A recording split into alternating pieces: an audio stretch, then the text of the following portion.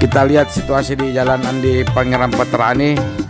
Ini sekarang pukul 10 malam. Situasinya lagi hujan. Jadi terjadi kemacetan di bawah tol layang Patrani.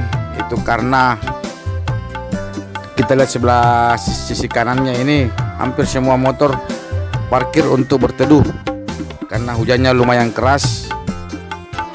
Nah, ini kita ini jalurnya ini di bawah tol layang, jadi jalannya tidak terlalu basah. Nah, ini sepanjang jalan ini kita lihat hampir motor semua berteduh di bawah tol layang.